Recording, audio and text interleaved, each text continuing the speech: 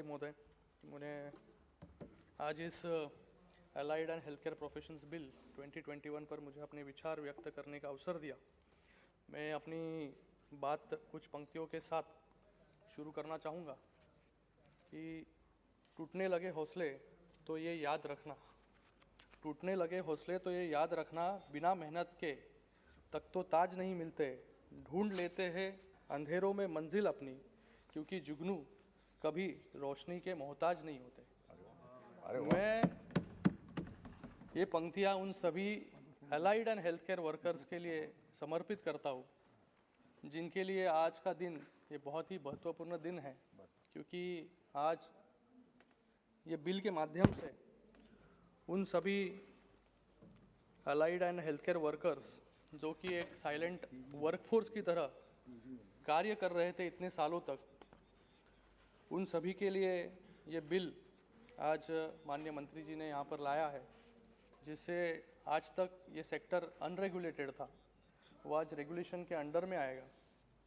तो इसलिए मैं मंत्री जी का यहाँ पर बहुत बहुत धन्यवाद अदा करता हूँ कि आज मंत्री जी खुद पेशे से डॉक्टर है, गए 5 दशकों से मुझे लगता है कि वो इस क्षेत्र में है और डॉक्टर होने के कारण इस क्षेत्र में क्या क्या बारीकी है वो बहुत अच्छी तरह जानते हैं। तो इसलिए मैं उनका भी तहे दिल से यहाँ पर अभिनंदन व्यक्त करता हूँ।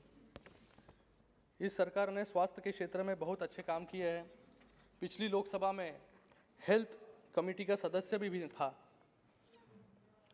और सरकार को धन्यवाद देता हूँ कि स्वास्थ्य और मेडिकल एजुकेशन के क्षेत्र में सकारात्मक कदम उठाए गए, जो कि नेशनल मेडिकल कमीशन हो या national commission for Indian medicine and homeopathy हो या आयुष्मान भारत हो, और आज ये बिल।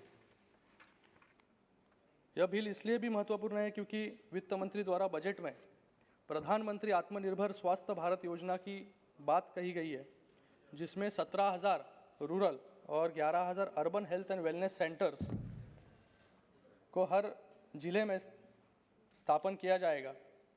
3,382 ब्लॉक्स में इंटीग्रेटेड पब्लिक हेल्थ लैब्स शुरू होंगे।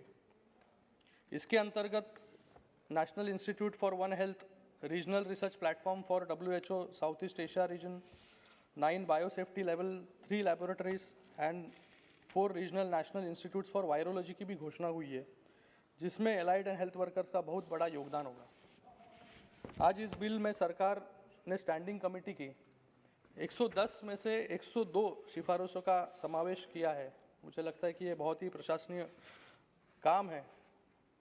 वर्तमान में डॉक्टर्स, नर्सेज, डेंटिस्ट, फार्मासिस्ट को रेगुलेट करने के लिए उनकी रिस्पेक्टिव रेगुलेटरी बॉडीज़ है, लेकिन allied and health care professionals अभी तक अनस्ट्रक्चर्ड और अनरेगुलेटेड थे। लेकिन आज के बाद allied and health care professionals भी रेगुलेशन के अंतर्गत आएंगे।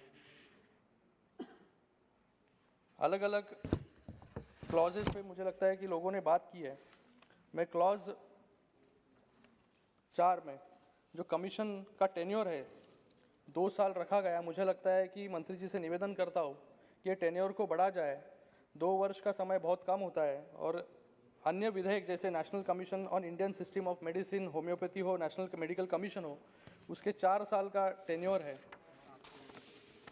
इस बिल में एक अच्छा प्रावधान है कि एक स्टेट काउंसिल्स का भी गठन होगा, जिनका कार्य होगा अच्छी तरह से सुचारू रूप से इम्प्लीमेंटेशन और एनफोर्समेंट।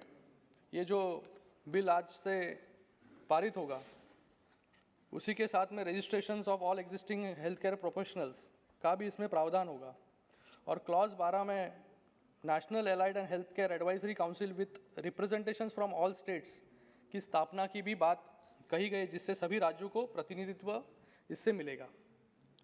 और बिल में एक अच्छा प्रावधान है कि uniform entry exam, exit exam और उसी के साथ में नेशनल टीचर्स एलिजिबिलिटी टेस्ट, जो आज तक इस हेल्थ केयर प्रोफेशनल्स में काम कर रहे हैं, उनको भी अच्छी तरह से तराश के आगे की जो आज से जो बिल पारित होगा उसके बाद जो कोर्सेज शुरू होंगे उसके लिए एक बड़ा योगदान जो है इस टेस्ट के माध्यम से भी होगा।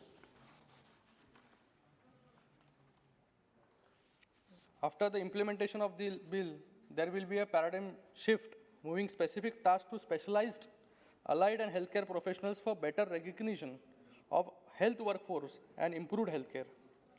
इस विधेयक के प्रावधानों को बहुत ही सोच विचार करके करने के बाद लाया गया है और मैं उसका समर्थन करता हूँ। और इसके अतिरिक्त मेरे कुछ सुझाव है जो हमेशा मैं देता आया हूँ कि बजट पर जो हमारा खर्च सिर्फ 1.28% है नेशनल हेल्थ प्रोफाइल के अनुसार, उसको बढ़ाया जाए। India ranks at global health care access and quality index is 145th out of 195 countries, as report in 2016 says. The Economic Survey of India 2020-21 noted India ranks 179th out of 189 countries in budgetary allocations. तो मुझे लगता है कि सरकार budget में health care के improvement लानी बहुत ज़रूरी है, ज़्यादा बजट एलोकेट करना बहुत ज़रूरी है। उसी के साथ मैं मंत्री जी से निवेदन करूंगा कि हेल्थ स्पेंडिंग की जो बात है उसमें हम लो इनकम देशों से भी पीछे है। Allopathic doctor population ratio Bharat का जो है वो 1:1404 है पर current population estimate of 1.35 billions. WHO norm के अनुसार ये 1:1000 होना चाहिए। वर्तमान में 52% of this doctors are practicing in just 5 states, Maharashtra, Tamil Nadu, Karnataka, Andhra Pradesh and UP. और ये रीजनल इम्बैलेंस जो है इसके कारण हमारे देश स्वास्थ्य व्यवस्था में बदलाव लाने की आवश्यकता बहुत है। मैं मंत्री जी से ये भी निवेदन करूंगा कि बिल के माध्यम से कैसे एलाइड और हेल्थ केयर प्रोफेशंस को एम्प्लॉयमेंट जनरेशन के लिए प्रयोग किया जा सकता है उस पर भी विचार हो, क्योंकि public health foundation of India report के अनुसार there is a shortfall of 64 lakh nurses in this professional courses. As per the data of rural health statistics in 2018-19, there is a shortfall of 40% of the lab technicians in PHCs and CHCs. There is a shortage of 59% radiographers in all the CHCs. हमारा देश इस अवसर पर पूरी तरह से प्रयोग कर सकता है और युवा पीढ़ी की जॉब डिमांड को पूरा करने के लिए हम अगले 1 दशक में हेल्थ प्रोफेशनल जॉब्स क्रिएट कर सकते हैं। और इसमें सबसे ज़्यादा महिलाओं का विकास और सशक्तिकरण होगा, क्योंकि ग्रामीण इलाकों में महिलाओं को रोजगार मिलेगा। इसका प्रमुख कारण यह है कि allied health professional jobs are women friendly. As per WHO report of total health workers, nurses and midwife 38% are women and 38% में 25% are males and 75% are females. हमारे प्रधानमंत्री जी की फ्लैगशिप स्कीम है आयुष्मान भारत, जिसका आवंटन पिछले वर्ष की तरह ही 6400 करोड़ रखा गया है, लेकिन रिवाइज एक्सपेंडिचर में सिर्फ 3100 करोड़ ही खर्च हो पाए, जो कि 50% से भी कम है। ये अंडर स्पेंडिंग की वजह क्या है?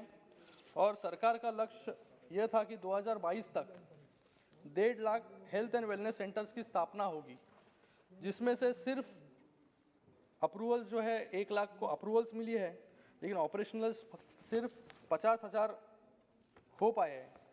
तो जो बाकी 1 लाख है वो 2022 तक कैसे हो पाएंगे, इस पर भी मंत्री जी प्रकाश डालें।